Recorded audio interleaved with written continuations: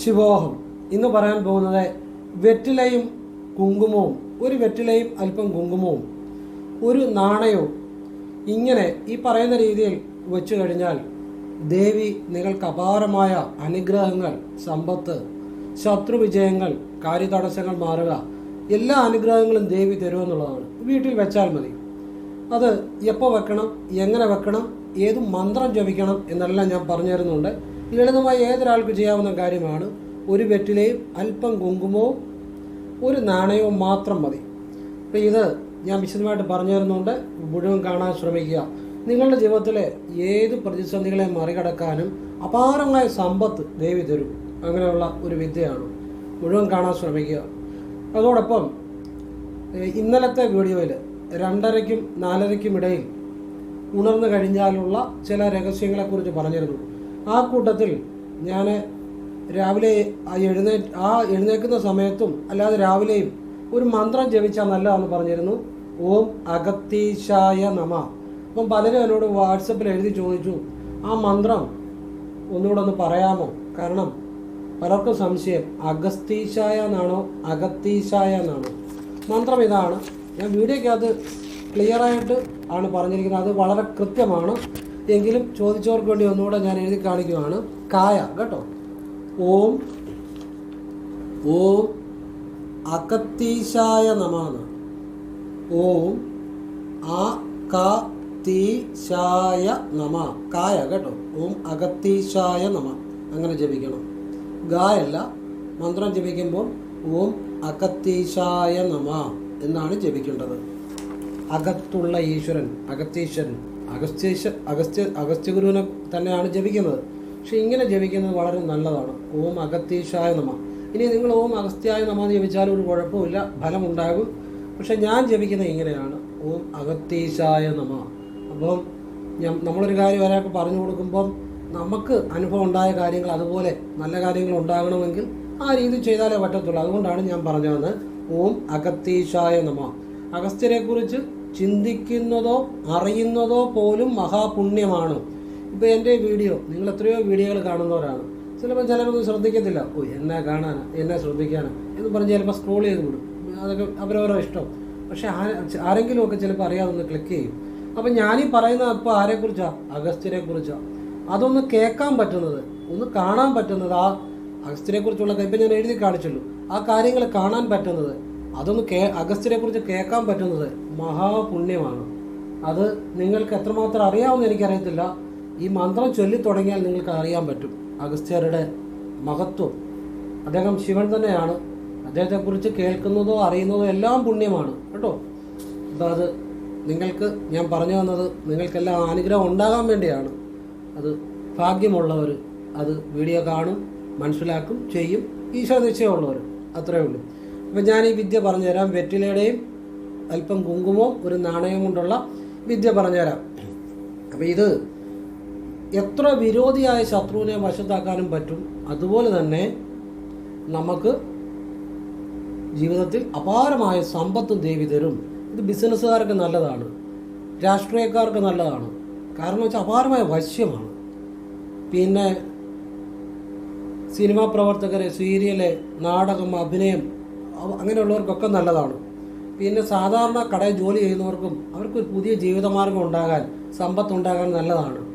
ഒരു വക്കീലായിക്കോട്ടെ, അവർക്ക് കൂടുതൽ കേസുകൾ കിട്ടാനും അവർ വാദിക്കുന്ന കേസുകളിൽ നല്ല വിജയങ്ങൾ ഉണ്ടാകാനും നല്ലതാണ്. പിന്നെ നമ്മുടെ ഒരുപാട് വീഡിയോ കാണുന്ന വക്കീലന്മാരൊക്കെ ഉണ്ട് കേട്ടോ. അതുകൊണ്ടാണ് അവരുടെ കൂടെ വേണ്ടിയാണ് ഞാൻ ഇത് ഡെഡിക്കേറ്റ് ചെയ്തത്. പിന്നെ ഡോക്ടേഴ്സ്, ഒരുപാട് ഡോക്ടേഴ്സ്, എല്ലാ വിഭാഗത്തിൽപ്പെട്ട ആളുകളുമുണ്ട്. അവർക്ക് കൂടുതൽ വരുമാനം കിട്ടാൻ, കൂടുതൽ നല്ല രീതിയിൽ അവരുടെ തൊഴിൽ മുന്നോട്ട് കൊണ്ടുപോകാൻ ഈ ഒരു വിദ്യ ഉപകാരപ്പെടും. പിന്നെ ഒരുപാട് ഈ ഓട്ടം ഓടിക്കുന്ന ആളുകളുണ്ട് നമ്മുടെ വീഡിയോ കാണുന്ന. അവർക്ക് ഓട്ടം കിട്ടാൻ, പലരും പറയാറുണ്ട് സാറേ വണ്ടിക്ക് ഓട്ടമില്ല. ഓട്ടം കിട്ടാൻ ഒരുപാട് ഷോപ്പുകൾ നടത്തുന്നവർ, റെസ്റ്റോറൻറ്റ് നടത്തുന്നവരൊക്കെ ഉണ്ട്.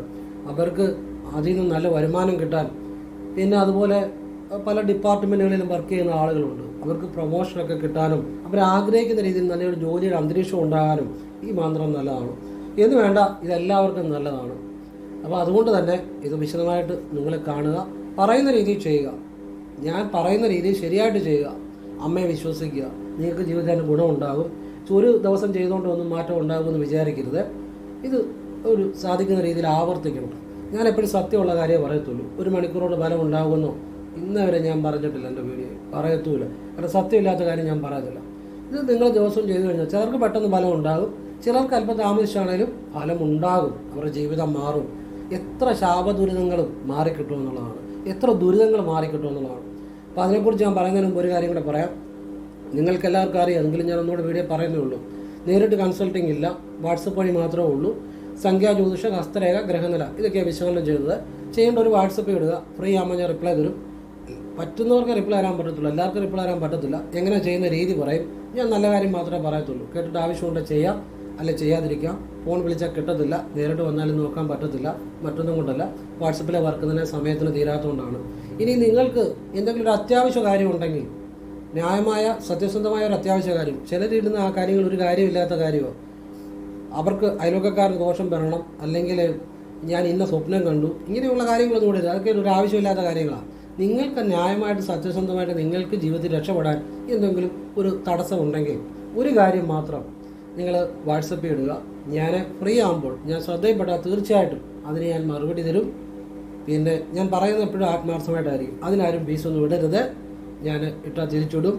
ഞാനത് വീണ്ടും ആവർത്തിക്കുകയാണ്. ചിലരൊക്കെ ഇടുന്നുണ്ട് ചെറുതായിട്ട് പറഞ്ഞു കൊടുക്കുന്നതിന്. അതിനൊന്നും വേണ്ട, ആത്മാർത്ഥമായിട്ട് തന്നെ പറഞ്ഞു തരുന്നത്. പക്ഷേ അത് ഫീസിന് വേണ്ടിയല്ല, നമുക്കൊരു സന്തോഷം അതിന് വേണ്ടിയാണ്.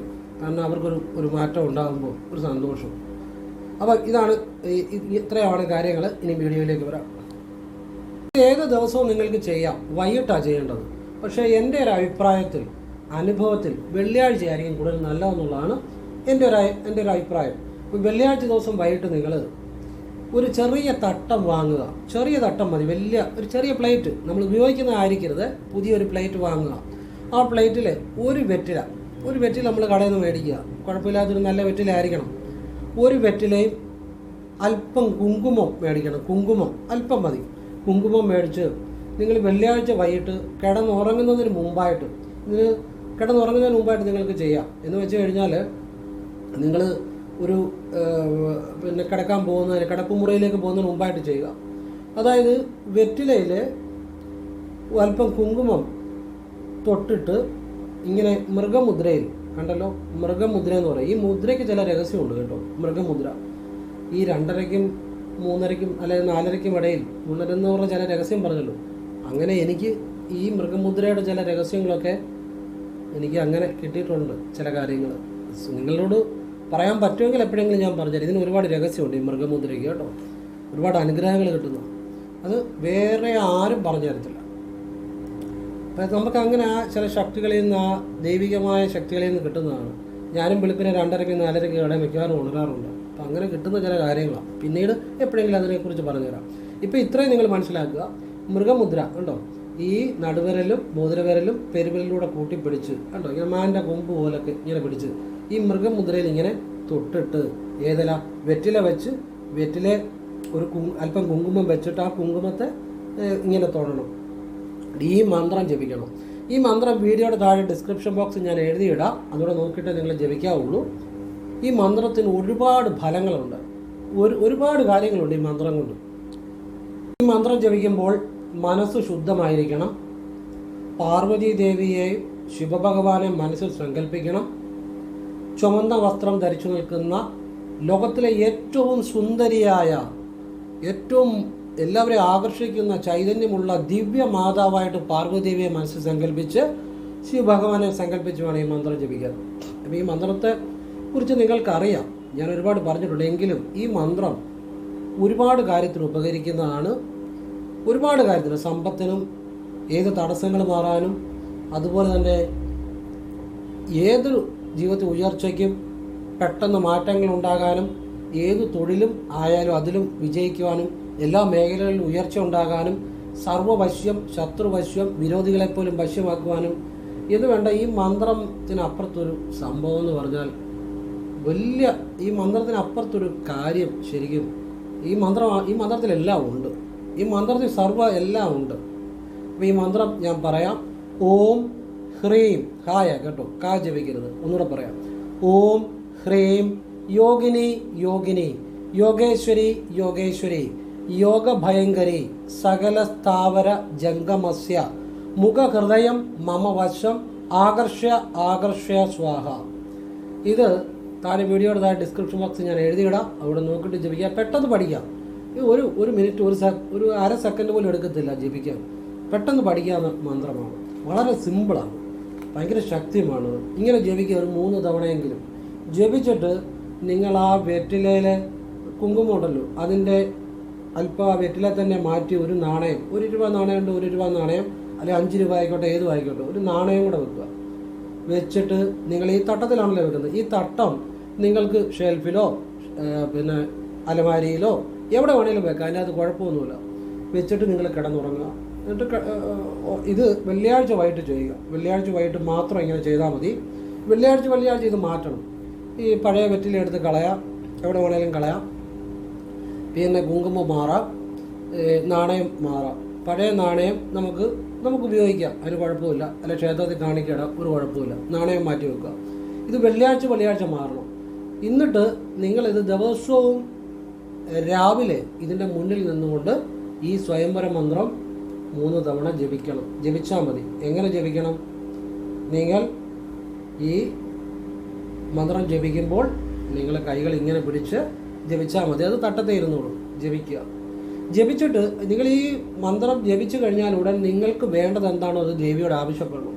ദേവിയെ ചുമന്ന വസ്ത്രങ്ങൾ ധരിച്ച രൂപത്തിൽ സങ്കല്പിച്ച, പാർവ്വതീദേവിയെ സങ്കല്പിച്ച് ശിവഭഗവാനെ നമുക്ക് ഏത് രീതി വേണമെങ്കിലും സങ്കല്പിക്കാം. ചുമന്ന നിറത്തിലോ അല്ലെങ്കിൽ എങ്ങനെ വേണേലും പുലിത്തൂല് ധരിച്ചോ, അതിൽ നിറം കുഴപ്പമില്ല, ഏത് രീതി വേണേലും ഭഗവാനെ ധ്യാനിക്കാം. പാർവ്വതീദേവിയെ ചുമന്ന വസ്ത്രം ധരിച്ച് വേണം ധ്യാനിച്ചിട്ട് നിങ്ങളുടെ ആവശ്യം, ഈ മന്ത്രം എപ്പം ജപിച്ചാലും ജപിച്ചു കഴിഞ്ഞാൽ ഉടനെ നിങ്ങളുടെ ആവശ്യം പറയണം.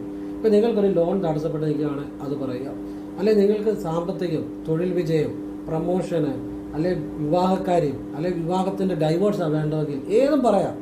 വിവാഹം നടക്കാനും ഡൈവോഴ്സ് ആകാനും അതുപോലെ തന്നെ ജോലിക്കും സമ്പത്തിനും ഐശ്വര്യത്തിനും ഉയർച്ചയ്ക്കും എല്ലാം പറയാം. ചിലർ ധരിച്ചു വെച്ചിരിക്കുന്ന ഇത് വിവാഹം നടക്കാൻ വേണ്ടി മാത്രം ചൊല്ലുന്ന ഒരു മന്ത്രമാണെന്നൊക്കെയാണ്. അങ്ങനെയൊന്നുമല്ല, ഇതെല്ലാ കാര്യത്തിനും ഉപയോഗിക്കാം.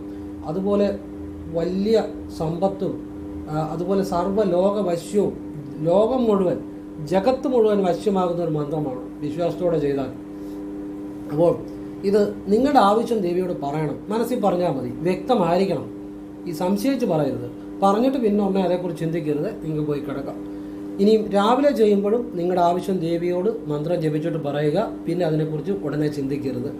ഇത് നിത്യേന രാവിലെ നിങ്ങൾക്ക് ഇതിൻ്റെ മുന്നിൽ പോയി മന്ത്രം ജപിക്കാം. കൈയും കാലും മുഖം നനച്ചിട്ട് കുളിച്ചിട്ട് കൈയും കാലും മുഖം നനച്ചിട്ട് ചെല്ലാം. അല്ലെങ്കിൽ കുളിച്ചില്ലേ പോലും കൈയും കാലും മുഖം നനച്ചിട്ട് ജപിക്കാം. ഇനിയും വെള്ളത്തോർത്ത് കൂടെ ഒന്ന് ഉടുക്കുകയാണെങ്കിൽ നല്ലതാണ്. ഇപ്പം പെണ്ണുങ്ങൾ സാരി ഉടുത്താൽ അതിൻ്റെ മണ്ടയിൽ കൂടെ ഒരു വെള്ളത്തോർത്ത് കൂടെ ഉടുക്കുന്നത് നല്ലതാണ്. ഇനി അതല്ല, ആണുങ്ങളാണെങ്കിലും വെള്ളം മുണ്ടുടുക്കുന്നത് നല്ലതാണ്. ഇനി അതല്ല, നമ്മൾ സാധാരണ ഒരു വസ്ത്രമാണെങ്കിലും അതിനകത്ത് കുഴപ്പമൊന്നുമില്ല, ഒരു കുഴപ്പമില്ല. ഏത് വസ്ത്രമാണെങ്കിലും കുഴപ്പമൊന്നുമില്ല, ഫലം കിട്ടും. പറ്റുവാണെങ്കിൽ വെള്ള വസ്ത്രം ധരിക്കുകയോ ചെയ്താൽ നല്ല, ഇല്ലെങ്കിലും കുഴപ്പമൊന്നുമില്ല കേട്ടോ. അതൊരു വലിയൊരു പ്രശ്നമായിട്ട് എടുക്കരുത്, അത് പ്രശ്നമുള്ള കാര്യമല്ല. പിന്നെ ഈ മന്ത്രം ജപിക്കുമ്പോൾ ഏതൊരു മന്ത്രം പറഞ്ഞാലും എല്ലാവരും അല്ല, ചിലർ ഒരല്പം അറിവുള്ളവർ, എന്നാൽ നല്ല രീതിയിൽ അറിയത്തുമില്ല, അങ്ങനെയുള്ളവർ ചോദിക്കുന്നൊരു കാര്യമാണ്, ഋഷി ഛന്ദസ്സ ദേവത വേണോ? ഈ ഋഷി ഛന്ദസ്സ ദേവത വേണമെങ്കിൽ ഞാൻ പറയും. എനിക്ക് മന്ത്രം പറയുകയാണെങ്കിൽ എനിക്കറിയാമല്ലോ, ഋഷി ഛന്ദസ്സ ദേവത പറയണമെങ്കിൽ അതെനിക്കറിയാമല്ലോ. ഞാൻ മറന്നു പോകുന്നൊന്നുമല്ല. അത് ഈ വിദ്യ ചെയ്യുമ്പോൾ അത് വേണ്ട, അതുകൊണ്ടാണ്. മനസ്സിലായില്ലേ? ഏതെങ്കിലും ഒരു മന്ത്രത്തിന് അത് നിങ്ങൾ ചെല്ലണമെന്ന് നിർബന്ധമുണ്ടെങ്കിൽ ഞാൻ ഋഷിയും ഛന്ദസ്സും ദേവതയും പറയും. മനസ്സിലാകുന്നുണ്ടോ? അത് മതി. ഈ എഴുതാപ്പുറം വായിക്കരുത്, എഴുതിയ പുറം മാത്രമേ വായിക്കാവൂ. അപ്പോൾ അത് പറയുന്ന മനസ്സിലാക്കുക, അത് ചെയ്യുക, അതാണ് ഗുരുത്വം. ഇനിയും ഇതിൻ്റെ ഋഷിയും ദേവതയും ഛന്ദസ്സും വേണമെങ്കിൽ ഞാനൊന്ന് പറയാം, പക്ഷെ അത് നിർബന്ധമില്ല. അതായത് അജ ഋഷി, ജഗതി ഛന്ദ, സ്വയംവര പാർവതി ദേവത. അപ്പോൾ ഋഷിയും ഛന്ദസ്സും ദേവത എങ്ങനെയാണ് ജപിക്കുന്നത്? മൃഗമുദ്രയ്ക്ക് ഒരുപാട് പ്രത്യേകതകളുണ്ട് കേട്ടോ. ദേവതകളുടെയും ഋഷിമാരുടെയും ദിവ്യമായ അനുഗ്രഹങ്ങൾ കിട്ടാൻ ഈ മൃഗമുദ്ര വളരെ നല്ലതാണ്. എനിക്ക് ഈ അറിവ് കിട്ടിയത് 2:30-ക്കും 3:30-ക്കും ഇടയിൽ ചിലപ്പോൾ ഞാൻ ഉണരാറുണ്ടെന്ന് പറഞ്ഞു. ആ സമയത്ത് ചില ഗുരുക്കന്മാരുടെയൊക്കെ എനിക്ക് ചില സംഭവങ്ങൾ കിട്ടാറുണ്ട്. അങ്ങനെ കിട്ടിയ ഒരു സംഭവമാണ് ഈ പറഞ്ഞുതരാൻ ഈ മൃഗമുദ്രയുടെ. അത് രഹസ്യം ഞാൻ പിന്നീട് പറയാം. അപ്പം മൃഗമുദ്ര ഇങ്ങനെ പിടിച്ച് നിങ്ങൾ ശിരസിൽ ഇങ്ങനെ ഉണ്ട്, ഇങ്ങനെ തന്നെ പിടിക്കണം കേട്ടോ. ഇങ്ങനെ പിടിച്ചിട്ട് ശിരസിൽ അജ ഋഷി ജഗതി ചന്ത മേൽചുണ്ടി കണ്ടല്ല, സ്വയംവര പാർവതി ദേവത ഹൃദയത്തിൽ നെഞ്ചിൽ തൊടുക. ഇത് മന്ത്രം ജപിക്കുന്നതിന് മുമ്പ് ചെയ്യുക. ജപിച്ചു കഴിഞ്ഞും വീണ്ടും ചെയ്യണം. ഛന്ദസ് വിടർത്തുവം വേണം. അജ ഋഷി ജഗതി ചന്ത സ്വയംവര പാർവതി ദേവത. ഇത് ചെയ്യണമെന്ന് നിർബന്ധമില്ല, മന്ത്രം മാത്രം ജപിച്ചാൽ മതി. ഞാൻ പിന്നെ വെറുതെ ഒരു ഇതിനു വേണ്ടി പറഞ്ഞതേ ഉള്ളൂ. ഇത് മന്ത്രം മാത്രം ജപിച്ചാൽ മതി കേട്ടോ. ഈ വിദ്യ ചെയ്യുമ്പോൾ അത് അങ്ങനെ ചെയ്താൽ മതി. ഓരോന്നിനും ഓരോ രീതിയാണല്ലോ. അപ്പം ഇത് നിങ്ങൾ നിത്യേന ചെയ്തു കഴിഞ്ഞാൽ നിങ്ങളുടെ ശാപങ്ങൾ മാറിക്കിട്ടും. ഈ ശാപങ്ങൾ മാറുക എന്നുള്ള വലിയൊരു കാര്യമാണ്. അതുപോലെ സമ്പത്ത്, അപാരമായ സമ്പത്ത് ദേവി തരും. ഒരു ദിവസം ചെയ്തുകൊണ്ടല്ല, വിശ്വാസത്തോടെ സാധിക്കുന്ന പോലെ ആവർത്തിക്കണം. പിന്നെ ലോകവശ്യം, എല്ലാം വശ്യം നിങ്ങൾ ചെയ്തു കഴിഞ്ഞാൽ തന്നെ നിങ്ങൾക്ക് മനസ്സിലാകും. നിങ്ങൾക്ക് അതുവരെ നിങ്ങളെ കണ്ടിട്ട് മിണ്ടാത്തവരും പരിചയമുള്ളവരും, നിങ്ങളെ അതുവരെ മൈൻഡ് ചെയ്യാത്തവരും പിന്നെ നിങ്ങളെ ഇങ്ങോട്ട് ചിരിച്ച് കാണിക്കും, വർത്തമാനം പറയും. ഇങ്ങനെ ഒരു വശ്യം നിങ്ങൾക്ക് തന്നെ അനുഭവപ്പെടാൻ പറ്റും. അപ്പോൾ നിങ്ങൾക്ക് തന്നെ മനസ്സിലാകും അത്. ഞാൻ അതിനെക്കുറിച്ച് കൂടുതൽ പറയുന്നില്ല. വശ്യമുണ്ടാകും, ധനം കൂടുതൽ വരും, തൊഴിൽ ഉയർച്ച ഉണ്ടാകും, വിവാഹം നടക്കാത്തവർ വിവാഹം നടക്കും. ഈ വിവാഹം നടന്നിട്ട് ഡൈവേഴ്സ് ആകാൻ ആഗ്രഹിക്കുന്നവർക്ക് ഡൈവേഴ്സും ആകാം, എന്താഗ്രഹം സാധിച്ചു വരും. പിന്നെ ഈ ഗർഭിണിയൊക്കെ ആയിട്ടിരിക്കുന്നവർക്ക് ഈ ദേവിയുടെ അനുഗ്രഹം നല്ലതാണ്. അവർ ട്രീറ്റ്മെൻറ്റും കാര്യങ്ങളൊക്കെ അത് ഡോക്ടർ നിർദ്ദേശം അനുസരിച്ച് ചെയ്യുക. അതോടൊപ്പം അമ്മയെ കൂടെ വിളിക്കുന്നത് നല്ലതാണ്. അമ്മയൊന്ന് സ്മരിക്കുന്നു, ഇതുപോലെ ഈ മന്ത്രമൊക്കെ മനസ്സിലൊന്നും ജപിക്കുന്നതൊക്കെ നല്ലതാണ്. തടസ്സങ്ങളില്ലാതെ എല്ലാ കാര്യം ഭംഗിയായിട്ട് നടക്കാൻ വേണ്ടി. പിന്നെ ഭാര്യ ഭർത്തൃ ഐക്യം ഉണ്ടാകും. ഭാര്യയും ഭർത്താവും കലഹമാണ്, വഴക്കാണെങ്കിൽ ഈ മന്ത്രം ജപിച്ചാൽ ഭാര്യ ഭർത്തൃ ഐക്യമുണ്ടാകും. വിരോധികളെ, ശത്രുവശ്യം വരെയുള്ള ശത്രുക്കളെ പോലും നമുക്ക് വശത്താക്കാൻ പറ്റുമെന്നുള്ളതാണ്. എത്ര വിരോധിച്ചവരും നമുക്ക് വശ്യമാക്കാൻ പറ്റുമെന്നുള്ളതാണ് ഈ മന്ത്രത്തിൻ്റെ ഒരു പ്രത്യേകത. ഇനി ഈ മന്ത്രത്തിൻ്റെ ഏറ്റവും വലിയ രഹസ്യമാണ് പറഞ്ഞുതരാൻ പോകുന്നത്. ഏറ്റവും വലിയ രഹസ്യം, നമ്മളിപ്പോൾ ജാതകം നോക്കുമ്പോൾ ജാതകത്തിൽ പല ദോഷങ്ങളും കാണുമല്ലോ. ഗ്രഹങ്ങളുടെ സ്ഥിതി കൊണ്ടും ഒക്കെ പല പല ദോഷങ്ങൾ കാണും. ഈ ദോഷങ്ങൾ കൂടാതെ നമ്മൾ അറിയപ്പെടാത്ത പല ദോഷങ്ങളും നമുക്ക് നമ്മുടെ ജീവിതത്തിൽ വന്നു ചേരുന്ന പല ദോഷങ്ങളുമുണ്ട്. ഇപ്പോൾ ശാപദോഷം, ദൃഷ്ടിദോഷം, ഇങ്ങനെ പല ദോഷങ്ങളും നമ്മളായിട്ട് ജീവിതത്തിൽ വന്നു ചേരുന്ന ചില ദോഷങ്ങളുണ്ട്. അല്ലെങ്കിൽ നമ്മളിപ്പം ഒരു വെച്ചാരാധനയുള്ള ഒരു സ്ഥലത്ത് പോയി അവിടെ അനിഷ്ടപ്രദമായ ചില കാര്യങ്ങൾ ചെയ്തു കഴിഞ്ഞാൽ അവിടുത്തെ ചില എനർജികൾ നമ്മളെ സ്വാധീനിക്കുക. ഇങ്ങനെ വന്നു ചേരുന്ന ചില ദോഷങ്ങളുണ്ട്. അറിയപ്പെടാത്ത ദോഷങ്ങൾ അതും മാറും ഈ മന്ത്രം ജപിച്ചാൽ. നമ്മളിപ്പോൾ ജാതകമൊക്കെ പരിശോധിക്കുമ്പോൾ നമ്മൾ മനസ്സിലാക്കുന്ന ദോഷങ്ങളോടൊപ്പം നമ്മൾ ഒരിക്കലും അറിയപ്പെടാതിരിക്കുന്ന നമ്മുടെ ദോഷങ്ങളും ഈ മന്ത്രം മാറ്റിത്തരും. എല്ലായിടത്തും നമുക്കൊരു സ്വീകാര്യത ഉണ്ടാവും. എല്ലാവരും നമ്മളെ അംഗീകരിക്കും. പറഞ്ഞാൽ മനസ്സിലാവും. അതൊരു വലിയ കാര്യമാണ്, എല്ലാവരും അംഗീകരിക്കുക എന്ന് പറഞ്ഞാൽ. പിന്നെ എത്ര വലിയ പ്രശ്നങ്ങൾക്കും ഒരു പരിഹാരം കിട്ടുവാനും നമ്മുടെ ധനനഷ്ടം, പണം അധികമായിട്ട് നഷ്ടപ്പെടുന്നത് ഈ മന്ത്രം സിനിമയോട് ജപിച്ചാൽ അത് മാറിക്കിട്ടുമെന്നുള്ളതാണ്. അല്ലെങ്കിൽ അത് കുറയുമെന്നുള്ളതാണ്. ധനനഷ്ടം കുറയുമെന്നുള്ളതാണ്. കാരണം നമുക്ക് ദേവിയുടെ അനുഗ്രഹം ഉണ്ടാകുമ്പോൾ നമ്മുടെ നല്ല ബുദ്ധി തെളിയും. അപ്പം നമുക്ക് സാമ്പത്തികം എങ്ങനെ ഉണ്ടാക്കണം, അതിനുവേണ്ടി എന്തെല്ലാം കാര്യങ്ങൾ ചെയ്യണം, ഇതെല്ലാം നമുക്ക് ആ ദേവിയുടെ അനുഗ്രഹം ഉണ്ടാകുമ്പോൾ നമ്മുടെ ജീവിതത്തിൽ മാറ്റം വരുമെന്നുള്ളതാണ്. അപ്പം അങ്ങനെ അത്ഭുതകരമായ ഒരു മന്ത്രമാണ്. ഇനി ഈ മന്ത്രം നിങ്ങൾ ഫ്രീ ആയിട്ടിരിക്കുമ്പോൾ, വെറുതെ ഇരിക്കുമ്പോൾ, അതായത് ജോലി ചെയ്യുന്നതിൻ്റെ ഇടയ്ക്കോ വണ്ടി ഓടിക്കുമ്പോഴോ ഒന്നുമല്ല, ഫ്രീ ആയിട്ടിരിക്കുമ്പോൾ മനസ്സിൽ ഓം ഇല്ലാതെ, ശ്രദ്ധിച്ച് കേട്ടോളൂ, ഓം ഇല്ലാതെ നമ്മൾ ഈ വെറ്റിലെ തൊട്ട് ജപിക്കുന്നതും ഈ വെറ്റിലെ വെച്ചതിൻ്റെ മുന്നിൽ നിന്ന് ജപിക്കുന്നതെല്ലാം ഓം ചേർത്താം. അതെല്ലാം വാ കൊണ്ടാണ് ജപിക്കുന്നത്. അല്ലാതെ നിങ്ങൾ ഫ്രീ ആയിട്ടിരിക്കുമ്പോൾ മനസ്സിൽ ഓം ഇല്ലാതെ, ഓം ചേർക്കാതെ, ഹ്രീം യോഗിനി യോഗിനി, യോഗേശ്വരി യോഗേശ്വരി, യോഗഭയങ്കരി, സകല സ്ഥാപന ജംഗമസ്യ, മുഖഹൃദയം മമ വശം, ആകർഷ്യ സ്വാഹ. ഇത് മനസ്സിൽ ജപിക്കുക ഇടയ്ക്കിടയ്ക്ക്. അത്ഭുതകരമായ വശ്യമുണ്ടാവും. അത്ഭുതകരമായ വശ്യം, ജീവിതത്തിൽ അത്ഭുതങ്ങൾ നടക്കും. ഒരു തവണ ജപിച്ചുകൊണ്ടൊന്നും നടക്കുമെന്നല്ല ഈ പറയുന്നത്. വിശ്വാസത്തോടെ, ശുദ്ധ മനസ്സോടെ, ഭക്തിയോടെ ഇത് പലതവണ ഫ്രീ ആയിട്ടിരിക്കുമ്പോൾ, ഒരു ദിവസം തന്നെ പലതവണ സ്വസ്ഥമായിട്ടിരിക്കുമ്പോൾ, ജോലിക്കിടയിലോ വണ്ടിയിരിക്കുമ്പോഴോ റോഡ് ക്രോസ് ചെയ്യുമ്പോഴോ ഒന്നും ചെയ്യരുത്. ഫ്രീ ആയിട്ടിരിക്കുമ്പോൾ ഇടയ്ക്കിടയ്ക്ക് ഇത് ഓരോ തവണ വീതം മനസ്സിൽ ജപിക്കുക. മനസ്സിൽ ഈ വരികൾ കണ്ട് ജപിക്കുക. ശ്രദ്ധിച്ച് കേട്ടോണം. മനസ്സിൽ ഈ വരികൾ മനസ്സിൽ കണ്ടുകൊണ്ട് ജപിക്കണം. ഹ്രീം എഴുതിയിരിക്കുന്ന മനസ്സിൽ കാണണം. അതിന് പ്രത്യേക ശക്തിയുണ്ട്. ഇതാരും പറഞ്ഞു തരത്തില്ല. ഒരിടത്തും പറഞ്ഞു തരത്തില്ല, ഇത് വേറെ ഒരിടത്തും ഒന്നും നിങ്ങൾക്ക് കിട്ടത്തില്ല. അക്ഷരങ്ങൾ എഴുതിയത് മനസ്സിൽ കണ്ടുകൊണ്ട് ജപിച്ചാൽ അത് പെട്ടെന്ന് സിദ്ധമാകും, വശമാകും. ഇത് രഹസ്യവിദ്യ. നമുക്ക് പെട്ടെന്ന് അത് വശമായി കിട്ടും. ആ മനസ്സിൽ എഴുതിയ അക്ഷരങ്ങളെ കണ്ടുകൊണ്ട് ജപിച്ചാൽ അത്ഭുത രഹസ്യമായി പറഞ്ഞു തരുന്നത്. ഇനി സ്ത്രീകളൊക്കെ അശുദ്ധിയുള്ള സമയത്ത് ഈ വെറ്റിലയുടെ മുന്നിൽ നിന്ന് ജപിക്കുകയോ അല്ലെങ്കിൽ വെറ്റിലെ തൊട്ട് ജപിക്കുകയോ ഒന്നും ചെയ്യണ്ട. ശുദ്ധിയുള്ളപ്പം ചെയ്താൽ മതി കേട്ടോ. സ്ത്രീകൾ അതൊന്നും ശ്രദ്ധിച്ചോളും, നല്ലതായിരിക്കും. ഇനി അറിയാതെ വല്ല അവധി വല്ലതും തൊട്ട് ജപിച്ചാൽ അതിനകത്ത് വിഷമിക്കേണ്ട കാര്യമില്ല, കുഴപ്പമൊന്നുമില്ല. നമ്മൾ അറിയാതെ ചെയ്യുന്ന കാര്യത്തിന് ഒരു കുഴപ്പമില്ല, അറിവില്ലായ്മ കൊണ്ട് പറ്റുന്നതിന് ഒരു കുഴപ്പമില്ല. കഴിവതും സ്ത്രീകൾ അശുദ്ധിയുള്ളപ്പോൾ വെറ്റിലെ തൊട്ട് ജപിക്കുന്നോ വെറ്റിലിൻ്റെ മുന്നിൽ നിന്ന് ജപിക്കുന്നോ കഴിവതും പാടില്ല കേട്ടോ, ഒഴിവാക്കുക. അത് പാടില്ല, അതോടെ ഓർത്തുകൊള്ളുക. അപ്പം ഇത് നിങ്ങളുടെ ജീവിതത്തിൽ വലിയ മാറ്റം ഉണ്ടാക്കുന്ന കാര്യമാണ്. മനസ്സിൽ ഫ്രീ ആയിട്ടിരിക്കുമ്പോൾ ഇടയ്ക്കിടയ്ക്ക് ഇത് ജപിക്കാം. അതും സ്ത്രീകൾ അശുദ്ധിയുള്ള സമയത്ത് ഒഴിവാക്കണം കേട്ടോ. അപ്പം ഇത് വളരെ അത്ഭുതകരമായൊരു വിദ്യയാണ്. നിങ്ങൾ ചെയ്ത് നോക്കുക, നല്ല കാര്യമാണ്. ഞാനീ പറയുന്ന ഒരുപാട് വിദ്യകൾ ഒരാൾ തന്നെ ഇതെല്ലാം കൂടെ ചെയ്യണമെന്നൊന്നുമല്ല ഞാൻ പറയുന്നത്. ഞാൻ എല്ലാ വീഡിയോയിലും പറയുന്നുണ്ട്. ലക്ഷക്കണക്കിന് ആളുകളാണ് കാണുന്നത്.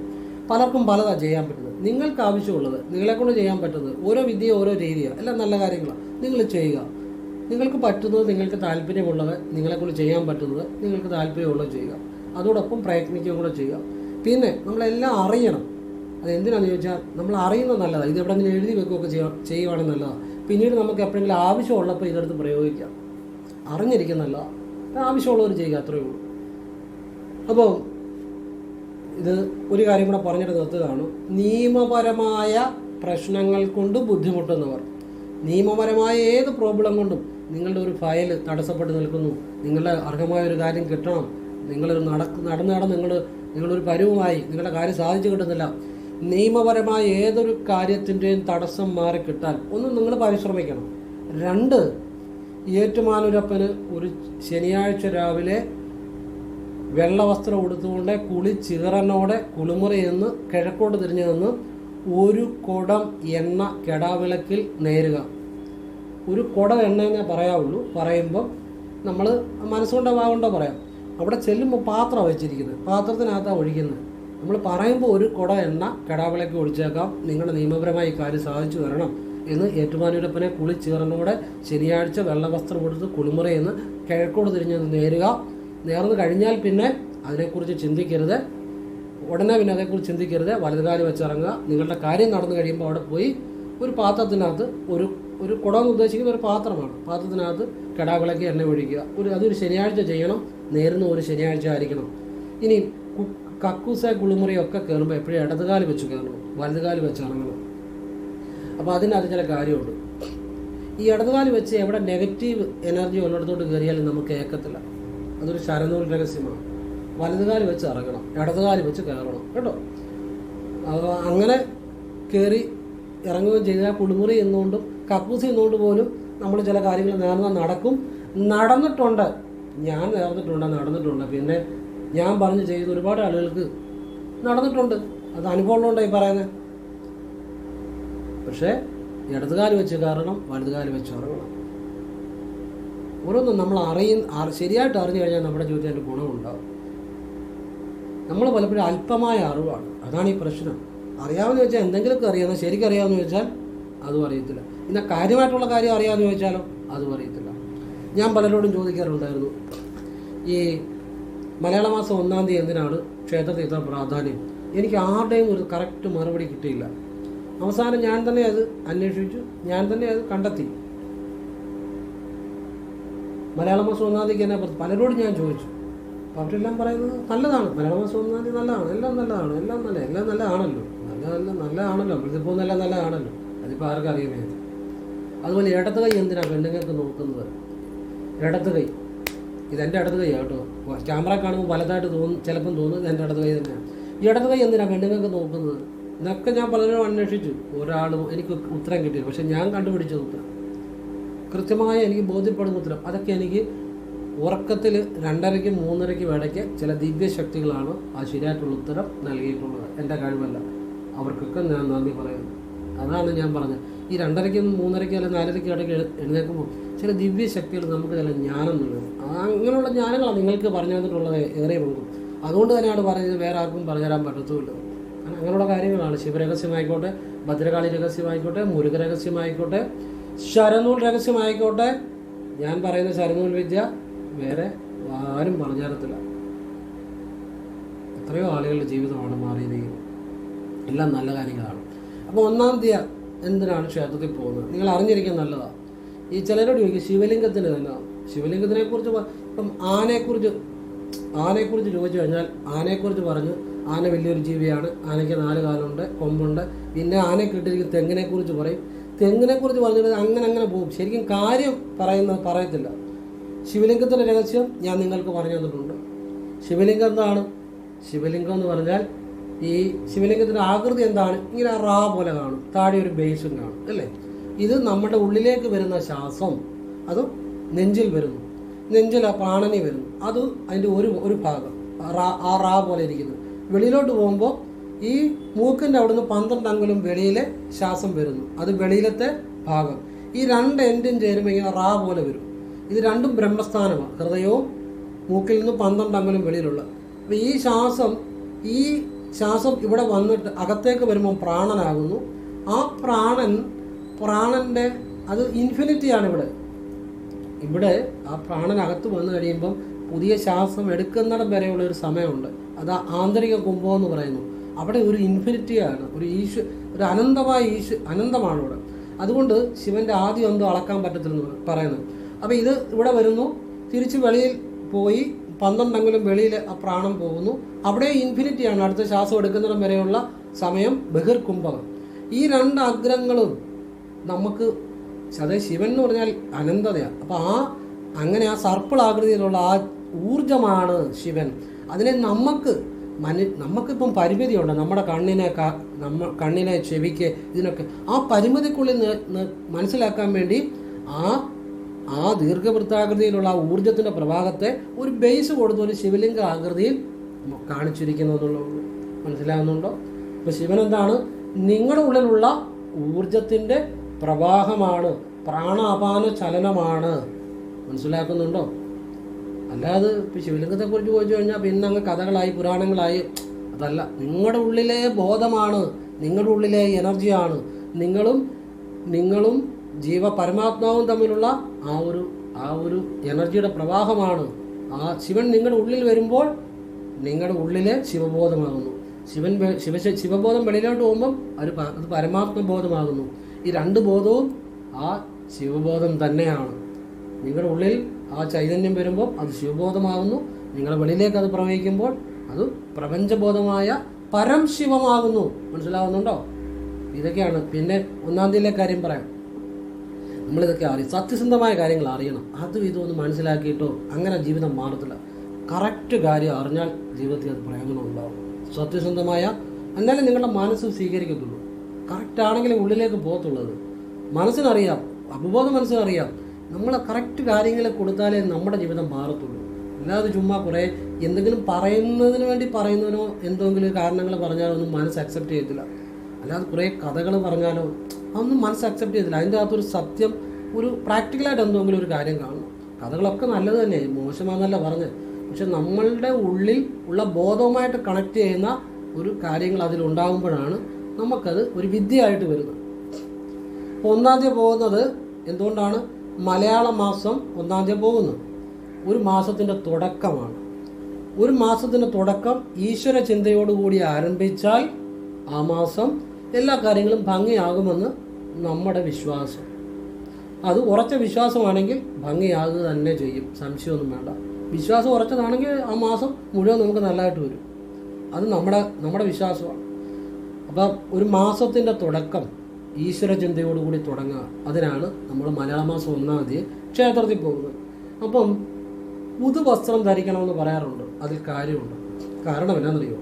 നമ്മൾ ഈ ക്ഷേത്രത്തിൽ പുതുവസ്ത്രം ധരിച്ചുകൊണ്ട് പോകുമ്പോൾ ഒരു പുതുമ നമ്മുടെ മനസ്സിന് അനുഭവപ്പെടും. ഈ പുതുമ അനുഭവപ്പെടുമ്പോഴാണ് നമ്മളുടെ ആ ചിന്തകൾ നമ്മുടെ സബ് കോൺഷ്യസ് മൈൻഡിലേക്ക് പോകുന്നത്. കാരണം സബ് കോൺഷ്യസ് മൈൻഡിന് എപ്പോഴും കൗതുകങ്ങൾ, പുതുമ ഇതൊക്കെയാണ് സബ് കോൺഷ്യസ് മൈൻഡിലേക്ക് പെട്ടെന്ന് ആ ബോധം പോകും. അപ്പോൾ നമ്മളൊരു പുതുമ നമുക്ക് തോന്നുമ്പോൾ നമ്മൾ ഈ പുതിയ കാര്യങ്ങൾ ചെയ്യുമ്പോഴേ എപ്പോഴും മനസ്സ് എക്സൈറ്റ്മെൻറ്റ് ഉണ്ടാകുന്നത്, മനസ്സിനൊരു സന്തോഷം ഉണ്ടാകുന്നത്.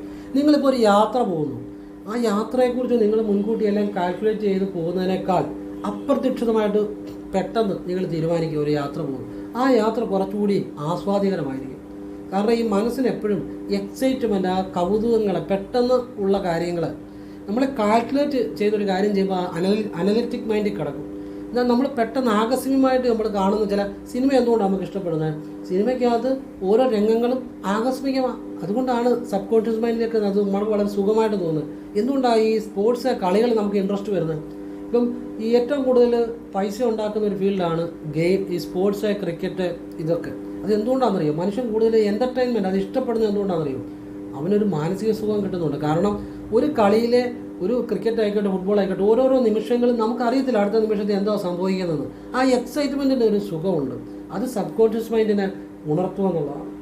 അതുകൊണ്ടാണ് മനുഷ്യൻ അത് ഇഷ്ടപ്പെടുന്നത്. എന്ന് പറഞ്ഞ പോലെ ഒരു പുതുമ അല്ലെ പുതിയ കാര്യങ്ങൾ ചെയ്യുമ്പോൾ നമ്മുടെ സബ് കോൺഷ്യസ് മൈൻഡ് കൂടുതൽ ആക്റ്റീവ് ആകും. പുതിയ കാര്യങ്ങൾ ചെയ്യുന്നവർക്ക് ജീവിതത്തിൽ ഉയർച്ച ഉണ്ടാകത്തുള്ളൂ. അതാണ് എൻ്റെ കാര്യം. പുതുമയുള്ള കാര്യങ്ങൾ, പുതിയ കാര്യങ്ങൾ അറിയണം. അതുകൊണ്ടാണ് ഞാൻ പറഞ്ഞത് നിങ്ങൾ വീഡിയോ എല്ലാം കാണണം, പുതിയ പുതിയ കാര്യങ്ങൾ അറിയണം, എഴുതി വെക്കുക. നിങ്ങൾക്ക് ആവശ്യമുള്ള ചെയ്യുക, മറ്റുള്ളത് ആവശ്യമുള്ളപ്പോൾ എഴുതി വെച്ചൊക്കെ എടുത്ത് ചെയ്യുക, അത്രയാണ്. അപ്പം ഈ പുതുവസ്ത്രം ധരിക്കുമ്പോൾ മനസ്സിനൊരു പുതുമയുണ്ടാകും. ആ പുതുമയോടുകൂടി ആ ഈശ്വര ചിന്തയും കൂടെ വരുമ്പോൾ അത് നിങ്ങളുടെ ഉള്ളിലേക്ക് ചെല്ലും, സബ് കോൺഷ്യസ് മൈൻഡിലേക്ക്. ആ ബോധം നിങ്ങളിൽ നല്ലൊരു മാറ്റം ഉണ്ടാകും. അതുകൊണ്ടാണ് 1-ാം തീയതി ക്ഷേത്രത്തിൽ പോകണം, മലയാള മാസം 1-ാം തീയതി പുതുവസ്ത്രങ്ങൾ ധരിക്കണം. എന്നിട്ട് നിങ്ങൾ വലിയ കാശ് മുടക്കിയല്ല എപ്പോഴും 1-ാം തീയതി പുതിയ വസ്ത്രം മേടിക്കണമെന്ന് ഞാൻ പറയുന്നില്ല. വല്ലപ്പോഴെങ്കിലും ചെയ്യുക, അത്രയേ ഉള്ളൂ കേട്ടോ. വലിയ പൈസ മുടക്കൊന്നും മേടിക്കണമെന്ന് അതിന് അർത്ഥമില്ല. നമ്മളെ കൊണ്ട് പറ്റുന്ന പോലെ എപ്പോഴും ജീവിതത്തിലേക്ക് ഒരു പുതുമ കൊണ്ടുവരണം. ചിലരെ കണ്ടിട്ടില്ലേ, പഴയ ചെരുപ്പ്, പഴയ വാച്ച്, പഴയ തുണിയെ ഇത് തന്നെ ഉപയോഗിച്ചുകൊണ്ടിരിക്കും. അവരുടെ ജീവിതത്തിൽ എപ്പോഴും ദാരിദ്ര്യം പറച്ചിലായിരിക്കും. അതേസമയം ചിലരെ കണ്ടിട്ടുണ്ടോ, എപ്പോഴും പുതു വസ്ത്രങ്ങൾ, പുതിയ വാച്ച്, പുതിയ ചെരുപ്പ്, പുതിയ അവരുടെ ജീവിതത്തിൽ എപ്പോഴും സന്തോഷമായിരിക്കും. അവരുടെ ജീവിതത്തിൽ എപ്പോഴും സമ്പത്തും സമൃദ്ധിയുമായിരിക്കും. ഈ പുതുമ ജീവിതത്തിലേക്ക് കൊണ്ടുവരാൻ ശ്രമിക്കണം. എന്ന് കരുതി കാശ് മുഴുവൻ ഈ തുണിയൊക്കെ മേടിച്ച് കളയണമെന്നല്ല ഞാൻ പറയുന്നത്. ആവശ്യത്തിന് വേണം, ആവശ്യത്തിന്, അത്രയേ ഉള്ളൂ. അതാണ് ഉദ്ദേശിക്കുന്നത്. അപ്പോൾ എല്ലാവരും ഈശ്വരൻ അനുഗ്രഹിക്കട്ടെ. ഓം കൃഷ്ണായ നമഃ. ശിവോഹം. ശിവ ശിവ.